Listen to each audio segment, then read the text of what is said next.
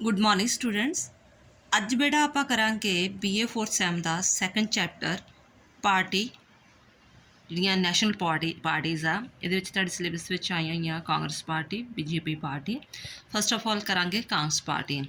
Question ਬਣਦਾ ਹੈ ਤੁਹਾਡਾ ਕਿ ਕਾਂਗਰਸ ਪਾਰਟੀ ਦੀ ਵਿਚਾਰਧਾਰਾ ਕੀ ਹੈ, ਉਹਦਾ ਸਮਾਜਿਕ ਅਧਾਰ ਕੀ ਹੈ ਅਤੇ ਉਹਦੇ ਪ੍ਰੋਗਰਾਮਾਂ ਦਾ ਆਲੋਚਨਾਤਮਕ ਵਰਣਨ ਕਰੋ। ਪਹਿਲਾਂ ਤਾਂ ਇਹ ਕਹਿੰਦਾ ਹੈ ਕਿ 2 ਦਸੰਬਰ 2000 ਤੇ ਪਿੱਛੋਂ 14 ਮਈ 2005 ਨੂੰ ਚੋਣਾਂ ਆਯੋਗ ਦੁਆਰਾ ਰਾਜਨੀਤਿਕ ਦਲਾਂ ਦੀ ਮਾਨਤਾ ਨਾਲ ਸੰਬੰਧਿਤ ਕਾਨੂੰਨ ਰਾਹੀਂ ਸੋਧ ਕੀਤੀ ਗਈ ਕਿ ਉਹ ਘੱਟ ਤੋਂ ਘੱਟ ਰਾਜਾਂ ਵਿੱਚੋਂ ਪਹਿਲਾਂ ਇਹ ਦੱਸਿਆ ਗਿਆ ਕਿ ਜਿਹੜੀ ਹੈਗੀ ਨੈਸ਼ਨਲ ਪਾਰਟੀ ਕਿਹੜੀ ਹੋਵੇਗੀ, ਅਤੇ ਕਾਨੂੰਨ ਬਣਿਆ ਸੀ 2000 ਵਿੱਚ।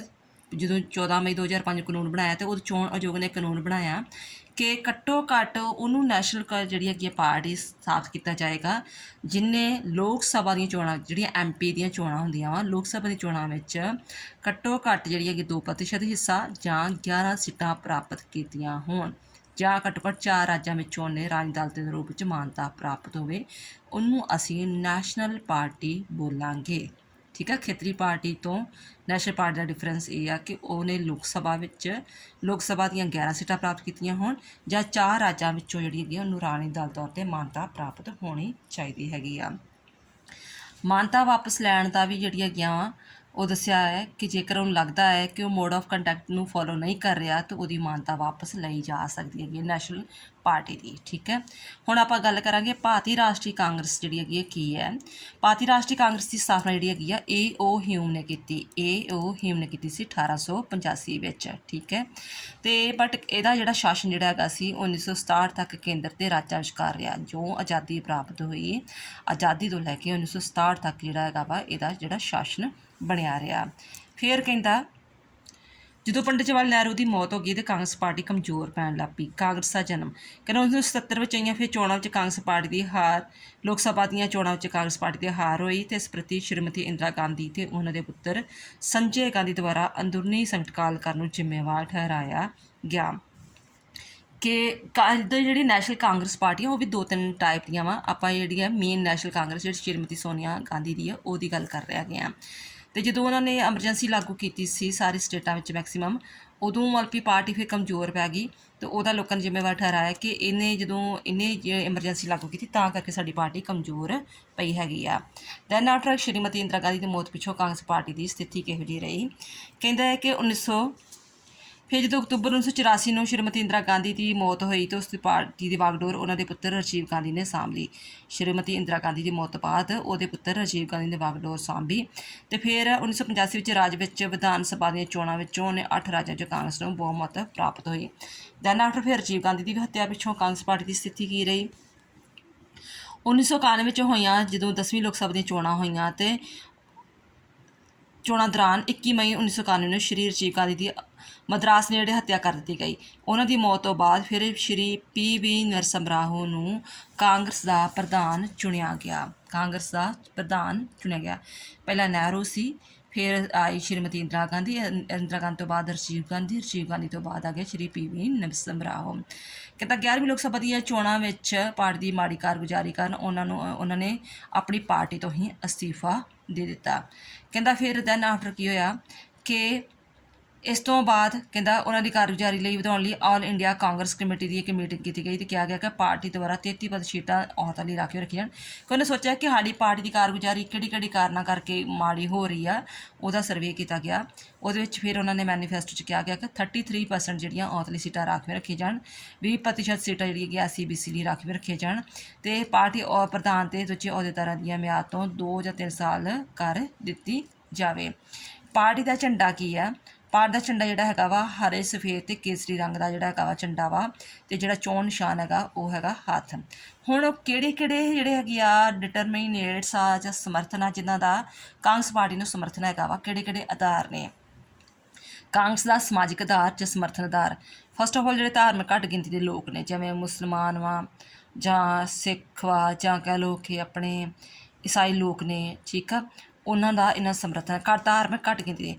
ਭਾਰਤ ਵਿੱਚ ਕਾਂਗਰਸ ਪਾਰਟੀ ਧਰਮ ਨਿਰਪੱਖਤਾ ਦੀ ਸਮਰਥਕ ਹੋਣ ਕਰਕੇ ਕਿ ਉਹ ਕਹਿੰਦੀ ਆ ਕਿ ਮੈਂ ਕਿਸੇ ਇੱਕ ਧਰਮ ਨੂੰ ਪਹਿਲ ਨਹੀਂ ਦੇ ਰਹੀ, ਮੈਂ ਸਾਰੇ ਧਰਮਾਂ ਦੀ ਪਾਰਟੀ ਹਾਂ। ਇਸ ਕਰਕੇ ਉਹਨੇ ਕਿਹੜਾ ਮੁੱਦਾ ਅਪਣਾਇਆ, ਧਰਮ ਨਿਰਪੱਖਤਾ ਦਾ। ਧਰਮ ਨਿਰਪੱਖਤਾ ਦੀ ਸਮਰਥਕ ਹੋਣ ਕਰਕੇ ਲੰਮੇ ਸਮੇਂ ਤੱਕ ਧਾਰਮਿਕ ਘੱਟ ਗਿਣਤੀ ਦੀ ਸਮਰਥਨ ਪ੍ਰਾਪਤ ਕਰਦੀ ਰਹੀ। ਫਿਰ ਅਨੁਸੂਚਿਤ ਜਾਤੀਆਂ ਅਤੇ ਅਨੁਸੂਚਿਤ ਜਨਜਾਤੀਆਂ ਜਿਹੜੇ ਵੀ SC BC ਵਾਲੇ ਹੈਗੇ ਆ ਉਹਨਾਂ ਦੀ ਜਿਹੜੀ ਹੈਗੀਆਂ ਕਿ ਉਹਦੀਆਂ ਸੀਟਾਂ ਵੀ ਜਿਹੜੀਆਂ ਹੈਗੀਆਂ ਕਾਂਗਰਸ ਨੂੰ ਹੀ ਜਾਂਦੀਆਂ ਰਹੀਆਂ। ਦੈਨ ਆਫਟਰ ਜਿਹੜੀਆਂ ਪਛੜੀ ਜਾਤੀਆਂ ਵਾ BC ਕਹਿ ਲਓ ਜਿਹੜੀ ਵੀ ਕਾਂਗਰਸ ਪਾਰਟੀ ਨੂੰ ਪਛੜੀਆਂ ਸ਼੍ਰੇਣੀਆਂ ਦੀ ਵੀ ਸਮਰਥਨ ਪ੍ਰਾਪਤ ਰਹਿੰਦਾ ਰਿਹਾ। ਅਨਪੜ੍ਹ ਗਰੀਬ ਲੋਕ ਜਿਹੜੇ ਹੈਗੇ ਸੀ ਉਹ ਵੀ ਉਹਨਾਂ ਦੀਆਂ ਵੋਟਾਂ ਵੀ ਜਿਹੜੀਆਂ ਹੈਗੀਆਂ ਕਾਂਗਰਸ ਨੂੰ ਜਾਂਦੀਆਂ ਰਹੀਆਂ। ਅਮੀਰ ਵਰਗ ਜਿਹੜਾ ਹੈਗਾ ਸੀ ਉਹ ਵੀ ਜਿਹੜੇ ਹੈਗੇ ਅਮੀਰ ਵਰਗ ਦੀ ਵੋਟਾਂ ਵੀ ਕਾਂਗਰਸ ਜਾਂਦੀਆਂ ਰਹੀਆਂ। ਕਹਿਣ ਦਾ ਭਾਵ ਕਿ ਮੇਨ ਜਿਹੜੀ ਹੈਗੀ ਉਦੋਂ ਉਸ ਵੇਲੇ ਕਾਂਗਰਸ ਪਾਰਟੀ ਸੀ ਅਤੇ ਜਿੰਨੇ ਵੀ ਸਾਡੇ ਸਮਾਜ ਵਿੱਚ ਵਰਗ ਪਾਏ ਜਾਂਦੇ ਆਮ ਤੌਰ 'ਤੇ ਉਹ ਸਾਰਿਆਂ ਦੀ ਜਿਹੜਾ ਸਮਰਥਨ ਕਾਂਗਰਸ ਨੂੰ ਸੀ। ਇਸ ਤਰ੍ਹਾਂ ਸਮਰਥਨ ਇਸ ਕਰਕੇ ਸੀ ਕਿਉਂਕਿ ਜਿਹੜੀ ਇੰਦਰਾ ਗਾਂਧੀ ਪਾਰਟੀ ਦੇ ਪ੍ਰਧਾਨ ਸੀ ਅਤੇ ਇਸ ਤਰ੍ਹਾਂ ਦਾ ਸਮਰਥਨ ਵੀ ਜਿਹੜਾ ਕਿ ਨੈਚੁਰਲੀ ਜਿਹੜਾ ਹੈਗਾ ਸੀ ਉਹ ਕਾਂਗਰਸ ਪਾਰਟੀ ਨੂੰ ਹੀ ਗਿਆ। ਫਿਰ ਮਜ਼ਦੂਰ ਵਰਗ ਦਾ ਸਮਰਥਨ ਕਹਿੰਦਾ ਕਿ ਕਿਉਂਕਿ ਸ਼ੁਰੂ ਤੋਂ ਹੀ ਕਾਂਗਰਸ ਨੇ ਭਾਰਤ ਵਿੱਚ ਮਜ਼ਦੂਰਾਂ ਨੂੰ ਰਾਸ਼ਟਰੀ ਅੰਦੋਲਨ ਵਿੱਚ ਹਿੱਸੇਦਾਰ ਬਣਾਉਣ ਲਈ ਯਤਨ ਕੀਤੇ ਸਨ ਅਤੇ ਇਸ ਉਦੇਸ਼ ਦੀ ਪੂਰਤੀ ਲਈ 1920 ਵਿੱਚ ਲਾਲਾ ਲਾਜਪਤ ਰਾਏ ਅਤੇ MSN ਨੇ ਸਰਬ ਭਾਰਤੀ ਟ੍ਰੇਡ ਯੂਨੀਅਨ ਕਾਂਗਰਸ ਦੀ ਸਥਾਪਨਾ ਵੀ ਕੀਤੀ। ਪੜ੍ਹਿਆ ਲਿਖਿਆ ਮੱਧ ਵਰਗ ਜਿਹੜੇ ਹੈਗੇ ਮਿਡਲ ਕਲਾਸ ਦੇ ਲੋਕ ਜਿਹੜੇ ਹੈਗੇ ਆ ਉਹਨਾਂ ਦਾ ਵੀ ਸਮਰਥਨ ਜਿਹੜਾ ਹੈਗਾ ਵਾ ਉਹ ਕਾਂਗਰਸ ਪਾਰਟੀ ਨੂੰ ਗਿਆ। ਇਹ ਤਾਂ ਹੈਗਾ ਸਮਰਥਨ, ਠੀਕ ਹੈ। ਸਮਾਜ ਵਿੱਚ ਜਿੰਨੇ ਵਰਗ ਪਾਏ ਜਾਂਦੇ ਹੈਗੇ ਆ ਉਹਨਾਂ ਦਾ ਸਮਰਥਨ ਕਾਂਗਰਸ ਪਾਰਟੀ ਨੂੰ ਹੈਗਾ ਵਾ, ਸਪੋਰਟ ਹੈਗੀ ਆ। ਜਿਵੇਂ ਕਹਿ ਲਓ ਪੰਜਾਬ ਵਿੱਚ ਅਕਾਲੀ ਦਲ ਦਾ ਜਿਹੜਾ ਕਿ ਕਿਸਾਨਾਂ ਦੀ ਸਪੋਰਟ ਹੁੰਦੀ ਸੀ ਮੈਕਸੀਮਮ ਜਿਹੜੀ ਹੈਗੀ ਆ। ਹੁਣ ਆ ਗਈ ਉਹਦੀ ਕਾਂਗਰਸ ਪਾਰਟੀ ਦੀ ਵਿਚਾਰਧਾਰਾ ਕੀ, ਕਿਹੜੀ ਵਿਚਾਰਧਾਰਾ ਦੇ ਤਹਿਤ ਪਾਰਟੀ ਚੱਲਦੀ ਆ। ਮੇਨ ਜਿਹੜੀ ਵਿਚਾਰਧਾਰਾ ਵਾ ਕਿ ਪਾਰਟੀ ਜਿਹੜੀ ਹੈਗੀ ਆ ਲੋਕਤੰਤਰ, ਨਿਰਪੱਖਤਾ, ਸਮਾਜਵਾਦ, ਆਰਥਿਕ ਉਦਾਰਵਾਦ ਅਤੇ ਗੁੱਟਨਿਰਭਰਤਾ ਕਾਂਗਰਸ ਦੀ ਵਿਚਾਰਧਾਰਾ ਹੈ। ਇੱਕ ਬੇਟਾ ਇਹ ਗੱਲ ਯਾਦ ਰੱਖਿਓ ਕਿ ਜਿੰਨੀਆਂ ਵੀ ਪਾਰਟੀਆਂ ਵਾ ਕਾਂਗਰਸ ਆ, BJP ਆ ਜਾਂ DMK ਆ, ਅਕਾਲੀ ਆ, ਉਹਨਾਂ ਦੇ 8-9 ਪੁਆਇੰਟ ਕਹਿ ਲਓ 10 ਪੁਆਇੰਟ ਹੀ ਮੇਨ ਜਿਹੜੇ ਕਿ ਸੇਮ ਟੂ ਸੇਮ ਚੱਲਦੇ ਆ, ਠੀਕ ਹੈ। ਕਿ ਉਹਨਾਂ ਦੀ ਵਿਚਾਰਧਾਰਾ ਜਿਹੜੀ ਕਿ ਸੇਮ ਟੂ ਸੇਮ ਹਰ ਇੱਕ ਦੇਸ਼ ਦੀ ਵਿਕਾਸ ਲਈ ਚਾਹੁੰਦਾ, ਹਰੇਕ ਜਿਹੜਾ ਦੇਸ਼ ਦਾ ਵਿਕਾਸ ਕਰਨਾ ਚਾਹੁੰਦਾ ਵਾ, ਵਿਦਿਆ ਦਾ ਪ੍ਰਸਾਰ ਕਰਨਾ ਚਾਹੁੰਦਾ, ਗਰੀਬੀ ਖਤਮ ਕਰਨਾ ਚਾਹੁੰਦਾ, ਨਸ਼ਾ ਖਤਮ ਕਰਨਾ ਚਾਹੁੰਦਾ ਹੈਗਾ ਵਾ, ਠੀਕ ਹੈ। ਵਿਦੇਸ਼ ਨੀਤੀ ਅਪਣਾਉਣਾ ਚਾਹੁੰਦਾ, ਗੁੱਟਨਿਰਭਰਤਾ ਅਪਣਾਉਣਾ ਚਾਹੁੰਦਾ। ਇਹ 9-10 ਪੁਆਇੰਟ ਜਿਹੜੇ ਕਿ ਸੇਮ ਟੂ ਸੇਮ ਸਾਰੀਆਂ ਪਾਰਟੀਆਂ ਦੇ ਰਲਦੇ ਨੇ, ਠੀਕ ਹੈ। ਨੈਕਸਟ ਹੈ ਲੋਕਤੰਤਰ ਵਿੱਚ ਵਿਸ਼ਵਾਸ, ਠੀਕ ਹੈ। ਧਰਮ ਨਿਰਪੱਖਤਾ 'ਚ ਵਿਸ਼ਵਾਸ। ਜੇ ਤਾਂ ਬੇਟਾ ਇਕੱਲੀਆਂ ਵਿਚਾਰਧਾਰਾ ਆਉਂਦੀਆਂ ਹੈਗੀਆਂ ਫਿਰ ਤੁਸੀਂ ਇਹਨਾਂ ਪੁਆਇੰਟਸ ਨੂੰ ਐਕਸਪਲੇਨ ਕਰੋਗੇ, ਤੁਹਾਡੀ ਬੁੱਕਸ ਵਿੱਚ ਦਿੱਤਾ ਹੋਏਗਾ, ਤੁਸੀਂ ਪਹਿਲਾਂ ਵੀ ਚੀਜ਼ਾਂ ਪੜ੍ਹਦੇ ਰਹੇ ਹੋ, ਆਪਣੀ ਵਰਡਿੰਗ 'ਚ ਲਿਖ ਸਕਦੇ ਹੈਗੇ ਹੋ, ਠੀਕ ਹੈ। ਅਤੇ ਜੇ ਮਤਲਬ ਕਿ ਸਾਰਾ ਰਲਿਆ ਮਿਲਿਆ ਕੁਐਸਚਨ ਆਉਂਦਾ ਹੈਗਾ ਕਿ ਕਾਂਗਰਸ ਪਾਰਟੀ ਦਾ ਤੁਹਾਡਾ ਕੀ ਭਾਵ ਹੈ, ਉਹਦਾ ਆਲੋਚਨਾਤਮਕ ਵਰਣਨ ਕਰੋ, ਫਿਰ ਤੁਸੀਂ ਸ਼ਾਰਟ ਕਰਕੇ ਸਾਰੇ ਪੁਆਇੰਟਸ ਬਾਰੇ ਵਰਣਨ ਕਰਨਾ ਹੁੰਦਾ ਹੈ, ਠੀਕ ਹੈ। ਲੋਕਤੰਤਰ ਦੇ ਵਿੱਚ ਵਿਸ਼ਵਾਸ, ਧਰਮ ਨਿਰਪੱਖਤਾ 'ਚ ਵਿਸ਼ਵਾਸ, ਸਮਾਜਵਾਦ ਵਿੱਚ, ਆਰਥਿਕ ਉਦਾਰਵਾਦ, ਗੁੱਟਨਿਰਭਰਤਾ, ਪਰਮਾਣੂ ਸ਼ਕਤੀ ਦਾ ਸ਼ਾਂਤਮਈ ਉਦੇਸ਼ਾਂ ਲਈ ਪ੍ਰਯੋਗ, ਨਸਲਵਾਦ, ਬਸਤੀਵਾਦ ਅਤੇ ਸਮਰਾਜਵਾਦ ਦਾ ਵਿਰੋਧ, ਮਨੁੱਖੀ ਅਧਿਕਾਰਾਂ ਸਮਰਥਨ, ਰਾਸ਼ਟਰੀ ਏਕਤਾ ਅਤੇ ਅਖੰਡਤਾ ਦਾ ਸਮਰਥਨ। ਇਹ ਉਹਦੀ ਹੈਗੀ ਹੈ ਬੇਟਾ ਪਾਰਟੀ ਦੀ ਵਿਚਾਰਧਾਰਾ। ਹੁਣ ਉਸ ਵਿਚਾਰਧਾਰਾ ਦੇ ਆਧਾਰ 'ਤੇ ਉਹ ਆਪਣੇ ਕੀ ਕਾਨੂੰਨ ਬਣਾਉਂਦੀ ਆ, ਕੀ ਨੀਤੀਆਂ ਪ੍ਰੋਗਰਾਮ ਬਣਾਉਂਦੀ ਆ, ਉਹ ਹੈਗਾ ਨੈਕਸਟ। ਪਹਿਲਾਂ ਤਾਂ ਹੈਗਾ ਪਾਰਟੀ ਦੀਆਂ ਆਰਥਿਕ ਨੀਤੀਆਂ ਕੀ ਆ। ਜਦੋਂ ਪਾਰਟੀ ਰਹਿੰਦੀ ਆ, ਸੈਂਟਰ ਵਿੱਚ ਬਣਦੀ ਆ ਜਾਂ ਕਿਸੇ ਸਟੇਟ ਵਿੱਚ ਬਣਦੀ ਆ, ਉਹ ਖੇਤੀਬਾੜੀ ਨਾਲ ਰਿਲੇਟਡ ਆਰਥਿਕ ਸਥਿਤੀਆਂ ਲਈ ਕੀ ਕਾਨੂੰਨ ਬਣਾ ਕੇ ਲੈ ਕੇ ਆਉਂਦੀ ਆ। ਫਸਟ ਆਫ ਆਲ ਉਹ ਹੈਗਾ ਕਿ ਉਹ ਖੇਤੀਬਾੜੀ ਦਾ ਆਧੁਨਿਕੀਕਰਨ ਕਰਨਾ ਚਾਹੁੰਦੀ ਆ। ਜਿਵੇਂ ਤੁਸੀਂ ਸੁਣਿਆ ਕਿ ਪਹਿਲਾਂ ਜਿਹੜੀ ਖੇਤੀਬਾੜੀ ਜਿਹੜੀ ਹੈਗੀ ਸੀ ਲੋਕੀ ਜਿਹੜੇ ਹੈਗੇ ਆ ਬਲਦਾਨਾ ਕਰਦੇ ਸੀ, ਕੋਈ ਮਸ਼ੀਨੀਕਰਨ ਨਹੀਂ ਹੈਗਾ ਸੀ ਜਾਂ ਕੁਛ ਵੀ ਆ। ਹੁਣ ਮਸ਼ੀਨਾਂ ਕਾਰਨ ਸਾਰੀਆਂ ਆ ਗਈਆਂ ਵਾ, ਬੀਜ ਨਵੇਂ ਆ ਗਏ ਆ। ਉਹ ਖੇਤੀਬਾੜੀ ਦਾ ਆਧੁਨਿਕੀਕਰਨ ਕਰਨਾ ਚਾਹੁੰਦੀ ਹੈ। ਖੇਤੀਬਾੜੀ ਦਾ ਆਧੁਨਿਕੀਕਰਨ ਕਰਨਾ ਚਾਹੁੰਦੀ ਆ। ਛੋਟੇ ਕਿਸਾਨਾਂ ਨੂੰ ਆਸਾਨ ਕਿਸ਼ਤਾਂ ਵਿੱਚ ਜਿਵੇਂ ਕਰਜ਼ੇ ਦਿੰਦੀ ਆ। ਪਿੰਡਾਂ 'ਚ ਛੋਟੇ ਪੇਂਡੂ ਬੈਂਕ ਸਥਾਪਿਤ ਕਰਨੇ ਚਾਹੀਦੇ, ਕੋਆਪਰੇਟਿਵ ਬੈਂਕ ਵਗੈਰਾ ਹੁੰਦੇ ਆ। ਕਿਸਾਨਾਂ ਦੀਆਂ ਨਿੱਤ ਦੀਆਂ ਲੋੜਾਂ ਪੂਰਤੀ ਕਰਨ ਦੀ ਕੋਸ਼ਿਸ਼ ਕਰਦੀ ਹੈ। ਪਿੰਡਾਂ 'ਚ ਪੈਮਾਨੇ 'ਤੇ ਗੋਦਾਮਾਂ ਦੀ ਵਿਵਸਥਾ ਕਰਦੀ ਹੈ। ਜਿਹੜੇ 5 ਏਕੜ ਤੋਂ ਘੱਟ ਜ਼ਮੀਨ ਵਾਲੇ ਲੋਕ ਨੇ, ਠੀਕ ਆ, ਉਹਨਾਂ ਦਾ ਸੋਚਦੀ ਆ ਕਿ ਉਹਨਾਂ ਦਾ ਕਰਜ਼ਾ ਮਾਫ਼ ਕੀਤਾ ਜਾਵੇ, ਪਿੰਡਾਂ ਨੂੰ ਪੱਕੀਆਂ ਸੜਕਾਂ ਨਾਲ ਸਥਾਪਿਤ ਕੀਤਾ ਜਾਵੇ, ਪਿੰਡਾਂ 'ਚ ਖੇਤੀ ਦੇ ਆਧਾਰ 'ਤੇ ਉਦਯੋਗ ਸਥਾਪਿਤ ਕੀਤੇ ਜਾਣ। ਆਦਿ ਕਿਸਾਨਾਂ ਨਾਲ ਰਿਲੇਟਡ ਜਿਹੜੀਆਂ ਸਹੂਲਤਾਂ ਦੇਣਾ ਚਾਹੁੰਦੀ ਆ, ਠੀਕ ਹੈ। ਇਹ ਹੋ ਗਿਆ ਖੇਤੀਬਾੜੀ ਨਾਲ ਰਿਲੇਟਡ। ਉਦਯੋਗਿਕ ਨੀਤੀਆਂ ਕੀ ਅਪਣਾਉਂਦੀ ਆ ਕਿ ਪਿਛਲੇ ਕੁਝ ਸਾਲਾਂ ਤੋਂ ਕਾਂਗਰਸ ਨੇ ਉਦਯੋਗ ਵੱਲ ਵੀ ਧਿਆਨ ਦਿੱਤਾ ਵਾ ਅਤੇ ਇਸ ਲਈ ਉਹ ਕੀ ਕਰਦੀ ਹੈ ਕਿ ਵੱਧ ਤੋਂ ਵੱਧ ਉਦਯੋਗਿਕ ਜਿਹੜੇ ਹੈਗੇ ਆ ਉਹ ਸਥਾਪਿਤ ਕਰਨਾ ਚਾਹੁੰਦੀ ਆ। ਅਤੇ ਇਸ ਤੋਂ ਇਲਾਵਾ ਛੋਟੇ ਅਤੇ ਘਰੇਲੂ ਉਦਯੋਗ ਵੀ ਸਥਾਪਿਤ ਕਰਨਾ ਚਾਹੁੰਦੀ ਆ। ਰੁਜ਼ਗਾਰ ਦੇ ਵਧੇਰੇ ਮੌਕੇ ਪ੍ਰਦਾਨ ਕਰਨਾ। ਜਿਹੜੀ ਪਾਰਟੀ ਆ ਰੁਜ਼ਗਾਰ ਦੇ ਬੇਰੁਜ਼ਗਾਰੀ ਨੂੰ ਖਤਮ ਕਰਨ ਵਾਸਤੇ ਰੁਜ਼ਗਾਰ ਦੇ ਵਧੇਰੇ ਮੌਕੇ ਪ੍ਰਦਾਨ ਕਰਨਾ ਚਾਹੁੰਦੀ ਆ। ਮਜ਼ਦੂਰਾਂ ਦੀ ਹਾਲਾਤ ਵਿੱਚ ਸੁਧਾਰ ਕਰਨਾ ਚਾਹੁੰਦੀ ਆ। ਉਹਨਾਂ ਨੂੰ ਮਜ਼ਦੂਰਾਂ ਨੂੰ ਹਾਲਾਤ ਨੂੰ ਚੰਗਾ ਬਣਾਉਣ ਲਈ ਗੁਜ਼ਾਰੇ ਲਾਇਕ ਮਜ਼ਦੂਰੀਆਂ ਦੇਣਾ, ਰਹਿਤ ਉੱਚ ਸਹੂਲਤਾਂ ਆਦਿ ਪ੍ਰਦਾਨ ਕਰਨਾ ਚਾਹੁੰਦੀ ਹੈਗੀ ਆ। ਇਸ ਤੋਂ ਇਲਾਵਾ ਮਜ਼ਦੂਰਾਂ ਦੇ ਪ੍ਰਬੰਧ ਵਿੱਚ ਸਹਿਭਾਗਤਾ, ਠੀਕ ਆ। ਜਿਵੇਂ ਮਜ਼ਦੂਰ ਕਿਸੇ ਫੈਕਟਰੀ 'ਚ ਕੰਮ ਕਰਦੇ ਆ ਜਾਂ ਕਾਰਖਾਨੇ 'ਚ ਕੰਮ ਕਰਦੇ ਤਾਂ ਉਹਨਾਂ ਦੀ ਵੀ ਪਾਰਟੀਸਪੇਸ਼ਨ ਹੋਣੀ ਚਾਹੀਦੀ ਹੈਗੀ ਆ। ਸਮਾਜ ਦੇ ਕਮਜ਼ੋਰ ਵਰਗਾਂ ਦੀ ਸਹਾਇਤਾ ਕਰਨਾ ਚਾਹੁੰਦੀ ਹੈ, ਜਿਵੇਂ ਬੱਚੇ ਆ, ਇਸਤਰੀਆਂ ਵਾ ਜਾਂ ਕੁਝ ਵੀ ਆ, ਇਸ ਤਰ੍ਹਾਂ ਕਮਜ਼ੋਰ ਵਰਗ ਦੇ ਲੋਕ ਨੇ। ਉਹਨਾਂ ਵੱਲ ਉੱਚ ਸਹੂਲਤਾਂ ਦੇਣਾ ਚਾਹੁੰਦੀ ਹੈ। ਕਰਨ ਪ੍ਰਣਾਲੀ ਵਿੱਚ ਜਿਵੇਂ ਆਪਾਂ ਟੈਕਸ ਦਿੰਦੇ ਹਾਂ ਹਰ ਇੱਕ ਚੀਜ਼ ਵਗੈਰਾ ਦਾ, ਕਹਿੰਦਾ ਪਾਰਟੀ ਘਰਾਂ ਦੀ ਚੋਰੀ ਰੋਕਣ, ਗਰੀਬ ਆਦਮੀ ਨੂੰ ਘਰਾਂ ਤੋਂ ਭਾਰਤ ਮੁਕਤ ਕਰਨਾ ਚਾਹੁੰਦੀ ਹੈਗੀ ਆ, ਅਤੇ ਅਮੀਰਾਂ 'ਤੇ ਟੈਕਸ ਲਗਾਉਣਾ ਚਾਹੁੰਦੀ ਆ। ਇਹਦੀਆਂ ਹੋ ਗਈਆਂ ਆਰਥਿਕ ਨੀਤੀਆਂ। ਹੁਣ ਪਾਰਟੀ ਦੀ ਵਿਦੇਸ਼ ਨੀਤੀ ਕੀ ਆ? ਪਾਰਟੀ ਦੀ ਵਿਦੇਸ਼ ਨੀਤੀ ਕੀ ਆ? ਉਹ ਹੈ ਗੁੱਟ ਨਿਰਲੇਪਤਾ। ਠੀਕ ਆ ਬੇਟਾ, ਮੈਂ ਬਾਰ-ਬਾਰ ਕਹਿ ਰਹੀ ਹਾਂ ਕਿ ਜੇਕਰ ਸਾਰਾ ਕੁਛ ਨਾ ਆਉਂਦਾ ਕਿ ਪਾਰਟੀ ਦਾ ਕੰਮਾਂ ਦਾ, ਨੀਤੀਆਂ ਦਾ, ਆਲੋਚਨਾ ਦਾ ਵਿਸ਼ਲੇਸ਼ਣ ਕਰੋ, ਫਿਰ ਤੁਸੀਂ ਜਸਟ ਪੁਆਇੰਟਸ ਲਿਖ ਸਕਦੇ ਹੋ। ਬਟ ਜੇਕਰ ਇਕੱਲਾ ਟੌਪਿਕ ਆਉਂਦਾ ਉਹਦੀ ਵਿਦੇਸ਼ ਨੀਤੀ ਕਿਹੋ ਜਿਹੀ ਆ, ਫਿਰ ਉਹਦੇ ਪੁਆਇੰਟਸ ਨੂੰ ਐਕਸਪਲੇਨ ਕਰੋਗੇ। ਉਹਦੀਆਂ ਆਰਥਿਕ ਨੀਤੀਆਂ ਕੀ ਨੇ, ਫਿਰ ਉਹਦੀਆਂ ਆਰਥਿਕ ਨੀਤੀਆਂ ਨੂੰ ਐਕਸਪਲੇਨ ਕਰੋਗੇ। ਠੀਕ ਹੈ, ਇਹ ਚੀਜ਼ਾਂ ਤੁਸੀਂ ਇਸ ਚੀਜ਼ ਨੂੰ ਧਿਆਨ ਵਿੱਚ ਰੱਖਣਾ ਹੈ। ਗੁੱਟ ਨਿਰਲੇਪਤਾ 'ਚ ਵਿਸ਼ਵਾਸ, ਅੰਤਰਰਾਸ਼ਟਰੀ ਸਹਿਯੋਗ, ਗੁਲਾਮ ਲੋਕਾਂ ਨੂੰ ਸੁਤੰਤਰ ਬਣਾਉਣਾ, ਸੰਯੁਕਤ ਰਾਸ਼ਟਰ ਨਾਲ ਸਹਿਯੋਗ ਸਥਾਪਿਤ ਕਰਨਾ, ਸਾਮਰਾਜਵਾਦ ਦਾ ਵਿਰੋਧ ਕਰਨਾ, ਅੰਤਰਰਾਸ਼ਟਰੀ ਝਗੜਿਆਂ ਨੂੰ ਸ਼ਾਂਤੀਪੂਰਨ ਤਰੀਕੇ ਨਾਲ ਨਿਪਟਾਉਣਾ, ਪਰਮਾਣੂ ਸ਼ਕਤੀਆਂ ਦਾ ਜਿਹੜਾ ਹੈਗਾ ਸ਼ਕਤੀ ਦਾ ਸ਼ਾਂਤੀਪੂਰਨ ਤਰੀਕੇ ਨਾਲ ਪ੍ਰਯੋਗ ਕਰਨਾ, ਅਫਰੀਕੀ ਦੇਸ਼ਾਂ ਨਾਲ ਰਾਜਨੀਤਿਕ ਆਰਥਿਕ ਸੰਬੰਧ ਸਥਾਪਿਤ ਕਰਨੇ। ਪਾਰਟੀ ਦੀ ਪਰਮਾਣੂ ਨੀਤੀ ਕੀ ਆ?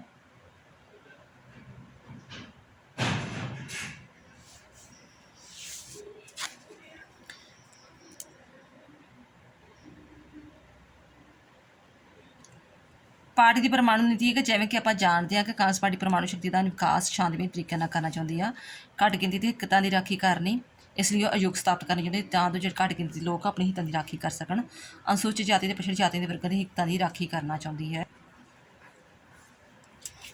ਫੁਟਕਲ ਨੀਤੀਆਂ ਦਾ ਪ੍ਰੋਗਰਾਮ, ਭਾਸ਼ਾ ਸੰਬੰਧੀ ਨੀਤੀ ਬਣਾਉਣਾ ਚਾਹੁੰਦੀ, ਸਿਹਤ ਤੇ ਪਰਿਵਾਰ ਕਲਿਆਣ, ਇਸਤਰੀਆਂ ਦੀ ਸਥਿਤੀ ਵਿੱਚ ਸੁਧਾਰ, ਵਿਦਿਆ ਪ੍ਰਣਾਲੀ ਵਿੱਚ ਸੁਧਾਰ, ਵਿਗਿਆਨਕ ਤੇ ਤਕਨੀਕੀ ਵਿਕਾਸ ਆ ਸੁਧਾਰ ਕਰਨਾ ਚਾਹੁੰਦੀ ਹੈ।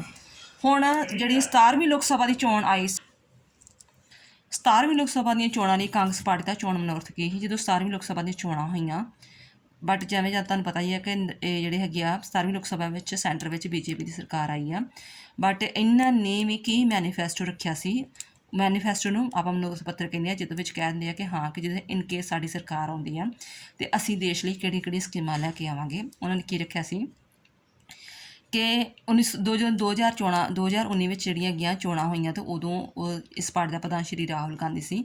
ਉਹਨਾਂ ਨੇ ਚੋਣ ਮਨੋਰਥ ਵਿੱਚ ਕਿਹਾ ਕਿ ਜੇ ਇਹਨਾਂ ਨੇ ਪਾਰਟੀ ਦਾ ਇੱਕ ਚੋਣ 54 ਸਫ਼ਿਆਂ 'ਚ ਚੋਣ ਮਨੋਰਥ ਛਾਪਿਆ, ਜਿਨ੍ਹਾਂ ਵਿੱਚ ਉਸਨੇ ਲੋਕਾਂ ਦੀ ਆਵਾਜ਼ ਕਿਹਾ। ਇਹਦੇ ਵਿੱਚ ਕਿਹਾ ਕਿ ਅਸੀਂ ਬੇਰੁਜ਼ਗਾਰੀ ਨੂੰ ਖਤਮ ਕਰਾਂਗੇ, ਭ੍ਰਿਸ਼ਟਾਚਾਰ ਨੂੰ ਖਤਮ ਕਰਾਂਗੇ, ਠੀਕ ਆ, ਕਿਸਾਨਾਂ ਦੀ ਸਥਿਤੀ ਨੂੰ ਸੁਧਾਰਾਂਗੇ, ਦੇਸ਼ ਨੂੰ ਮਜ਼ਬੂਤ ਬਣਾਵਾਂਗੇ।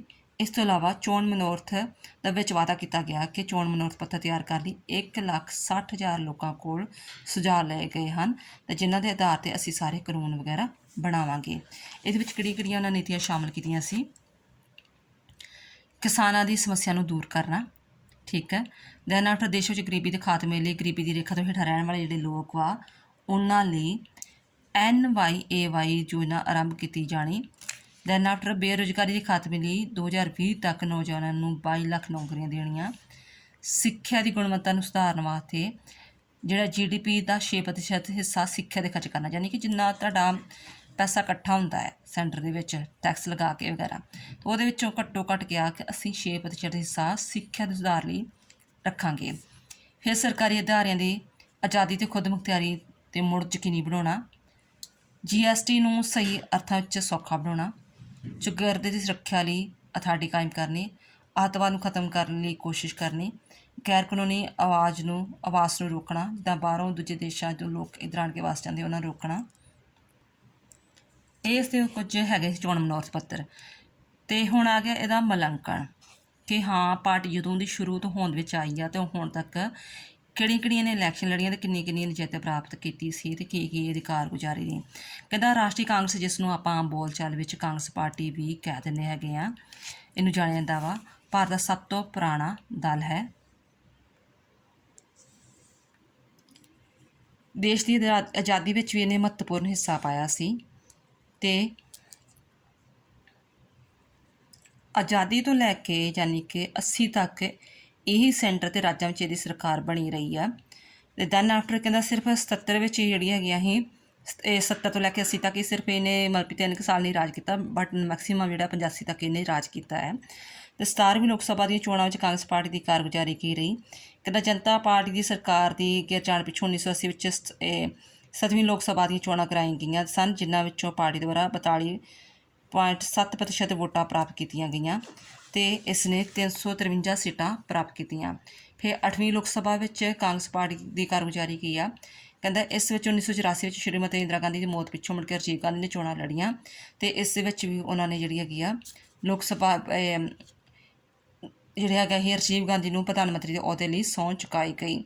ਦੈਨ ਆਫਟਰ ਮੁੜ ਕੇ ਫਿਰ ਜਿਹੜੀਆਂ ਹੈਗੀਆਂ ਸੀ 1984 ਵਿੱਚ 8ਵੀਂ ਲੋਕ ਸਭਾ ਦੀ ਚੋਣਾਂ ਹੋਈਆਂ ਅਤੇ ਕਾਂਗਰਸ ਦੁਆਰਾ ਜਿਹੜੀਆਂ ਹੈਗੀਆਂ 48.1% ਵੋਟਾਂ ਹਾਸਲ ਕੀਤੀਆਂ।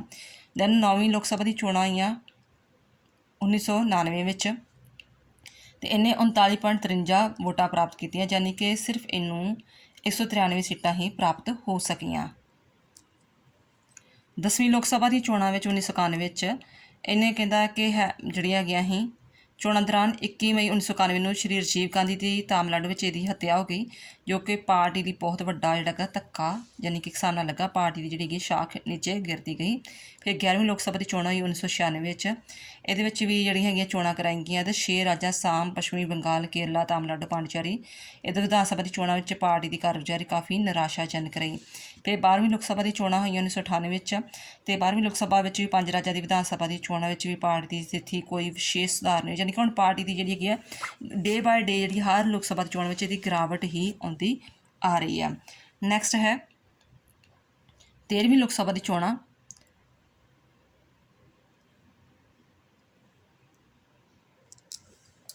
13ਵੀਂ ਲੋਕ ਸਭਾ ਦੀ ਜਦੋਂ ਚੋਣਾਂ ਹੋਈਆਂ ਅਤੇ ਕਹਿੰਦਾ ਕਿ ਇਹਨੇ ਜਿਹੜੀਆਂ 5 ਰਾਜਾਂ ਦੀ ਚੋਣਾਂ ਵਿੱਚੋਂ ਸਿਰਫ ਜਿਹੜੀਆਂ 28.42% ਹਿੱਸਾ ਪ੍ਰਾਪਤ ਕੀਤਾ। ਦੈਨ ਆਫਟਰ 14ਵੀਂ ਲੋਕ ਸਭਾ ਦੀਆਂ ਚੋਣਾਂ ਹੋਈਆਂ ਅਤੇ 2004 ਵਿੱਚ 14ਵੀਂ ਲੋਕ ਸਭਾ ਦੀ ਚੋਣਾਂ ਹੋਈਆਂ ਅਤੇ ਪਾਰਟੀ ਦੁਆਰਾ ਵੱਖ-ਵੱਖ ਰਾਜਾਂ 'ਚ ਵੱਖ-ਵੱਖ ਦਲਾਂ ਦੇ ਗੱਠਜੋੜ ਨਾਲ ਫਿਰ ਇਹਨੇ ਆਪਣੀ ਕੋਸ਼ਿਸ਼ ਸਰਕਾਰ ਬਣਾਈ। 15ਵੀਂ ਲੋਕ ਸਭਾ ਦੀ ਚੋਣਾਂ ਅਤੇ ਕਾਂਗਰਸ ਪਾਰਟੀ ਦੀ ਕਾਰਗੁਜ਼ਾਰੀ।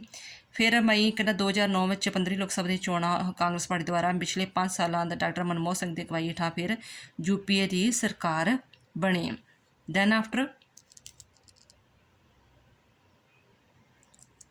16ਵੀਂ ਲੋਕ ਸਭਾ ਦੀ ਜਦੋਂ ਚੋਣਾਂ ਹੋਈਆਂ ਅਤੇ ਤੁਹਾਨੂੰ ਪਤਾ ਜਿਹੜੀ 16ਵੀਂ ਅਤੇ 17ਵੀਂ ਲੋਕ ਸਭਾ ਉਹ ਲਗਾਤਾਰ ਨਰਿੰਦਰ ਮੋਦੀ ਦੀ ਸਰਕਾਰ ਆ ਰਹੀ ਆ। 16ਵੀਂ ਲੋਕ ਸਭਾ ਦੀ ਚੋਣਾਂ ਵਿੱਚ ਜਿਹੜਾ ਹੈਗਾ ਵਾ ਇਹਦੀ ਕਾਰਗੁਜ਼ਾਰੀ ਕਾਫੀ ਮਾੜੀ ਰਹੀ ਅਤੇ ਇਸ ਦਾ ਜਿਹੜਾ ਹੈਗਾ ਵਾ ਵੀ ਜਿਹੜੀ ਕੀ ਆ ਪਾਰਟੀ ਜਿਹੜੀ ਕੀ ਆ ਚੋਣਾਂ ਪਾਰਟੀ ਦੁਆਰਾ ਪਾਰਟੀ ਦੇ ਉਪ ਪ੍ਰਧਾਨ ਸ਼੍ਰੀ ਰਾਹੁਲ ਗਾਂਧੀ ਦੀ ਕਮਾਂਡ ਹੇਠਾਂ ਲੜੀ ਗਈ ਅਤੇ ਹਰ ਹੱਥ ਸ਼ਕਤੀ ਦੇ ਨਾਅਰੇ 'ਤੇ ਲੜੀਆਂ ਗਈਆਂ, ਪਰ ਚੋਣਾਂ ਦੀ ਕਾਰਗੁਜ਼ਾਰੀ ਕਾਫੀ ਮਾੜੀ ਰਹੀ। 17ਵੀਂ ਲੋਕ ਸਭਾ ਦੀ ਚੋਣਾਂ ਵਿੱਚ ਉਹਦੇ ਵਿੱਚ ਵੀ ਜਦੋਂ ਜਿਹੜੀਆਂ ਅੱਗੇ 2019 ਵਿੱਚ 17ਵੀਂ ਲੋਕ ਸਭਾ ਦੀ ਚੋਣਾਂ ਹੋਈਆਂ ਅਤੇ ਜਿਹੜੇ ਆਪਣਾ ਚੋਣ ਮਨੋਰਥ ਪੱਤਰ ਤੁਸੀਂ ਪਿਛਲਾ ਦੱਸ ਸਕਦੇ ਹੋ ਕਿ ਲੜੀਆਂ ਗੱਠਜੋੜ ਕੀਤੀ ਰਾਜਨੀਤੀ ਵੀ ਬਾਕੀ ਸਾਰੇ ਛੋਟੇ ਦਲ ਖੇਤਰੀ ਦਲਾਂ ਨਾਲ ਰਲ ਕੇ ਚੋਣਾਂ ਲੜੀਆਂ ਜਾਣ, ਬਟ ਫਿਰ ਵੀ ਜਿਹੜੀ ਪਾਰਟੀ ਦੀ ਕਾਰਗੁਜ਼ਾਰੀ ਕਾਫੀ ਮਾੜੀ ਰਹੀ। ਨਤੀਜਾ ਕਨਕਲੂਜ਼ਨ ਕਹਿੰਦਾ ਹੈ ਕਿ ਕਾਂਗਰਸ ਪਾਰਟੀ ਨੂੰ 17ਵੀਂ ਲੋਕ ਸਭਾ ਦੀ ਚੋਣਾਂ ਵਿੱਚ ਕਰਾਰੀ ਹਾਰ ਦਾ ਸਾਹਮਣਾ ਵੇਖਣਾ ਪਿਆ ਸੀ ਅਤੇ ਲਗਾਤਾਰ ਦੂਜੀ ਵਾਰੀ ਪਾਰਟੀ ਲੋਕ ਸਭਾ ਦੀ ਵਿਰੋਧੀ ਦਲ ਦੇ ਨੇਤਾ ਦੇ ਦਰਜਾ ਪ੍ਰਾਪਤ ਕਰਨ ਦੇ ਅਸਮਰਥ ਰਹੀ ਹੈ। ਵੀ ਅਸਮਰਥ ਨਹੀਂ ਹੈ, ਯਾਨੀ ਕਿ ਉਹਨੂੰ ਵਿਰੋਧੀ ਦਲ ਦੀ ਜਿੰਨੀਆਂ ਵੋਟਾਂ ਚਾਹੀਦੀਆਂ ਉਹ ਵੀ ਇਸ ਨੂੰ ਪ੍ਰਾਪਤ ਨਹੀਂ ਹੈ। ਕਹਿੰਦਾ ਭਾਵ ਨਿਚੋੜ ਇਹ ਆ ਕਿ ਸ਼ੁਰੂ ਤੋਂ ਲੈ ਕੇ ਜਿਹੜੀ ਪਾਰਟੀ ਆ ਪਹਿਲਾਂ ਇਹ ਆਜ਼ਾਦੀ ਤੋਂ ਲੈ ਕੇ ਪਾਰਟੀ ਜਿਹੜੀ ਵਧੀਆ ਚੱਲਦੀ ਰਹੀ ਸੀ, ਬਟ ਜਦੋਂ ਨਹਿਰੂ ਨੇ ਜਿਹੜੀ ਹੈਗੀ ਆ ਕਮਾਂਡ ਸਾਂਭੀ ਆਜ਼ਾਦੀ ਤੋਂ ਬਾਅਦ, ਦੈਨ ਆਫਟਰ ਜਿਹੜੀ ਹੈਗੀ ਆ ਆਪਣੀਆਂ ਇੰਦਰਾ ਗਾਂਧੀ ਤੋਂ ਬਾਅਦ ਰਾਜੀਵ ਗਾਂਧੀ ਨੇ, ਫਿਰ VP ਸਿੰਘ ਨੇ, ਠੀਕ ਹੈ। ਉਸ ਤੋਂ ਬਾਅਦ ਫਿਰ ਇਹਦੀ ਪਾਰਟੀ ਦੀ ਗਿਰਾਵਟ ਆਉਂਦੀ ਰਹੀ।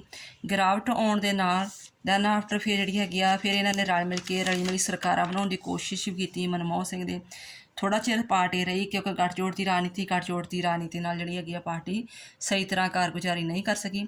ਬਟ ਜਦੋਂ ਦੇ ਨਰਿੰਦਰ ਮੋਦੀ ਦੀ ਸਰਕਾਰ ਆਈ ਅਤੇ ਨਰਿੰਦਰ ਮੋਦੀ ਦੀ ਸਰਕਾਰ ਦੇ ਨਾਲ ਉਹਦੀ ਪਾਰਟੀ ਮਜ਼ਬੂਤ ਰਹੀ ਅਤੇ ਕਾਂਗਰਸ ਪਾਰਟੀ ਜਿਹੜੀ ਹੈਗੀ ਆ ਉਹ ਬਿਲਕੁਲ ਹੀ ਹੌਲੀ ਜ਼ੀਰੋ ਹੁੰਦੀ ਗਈ।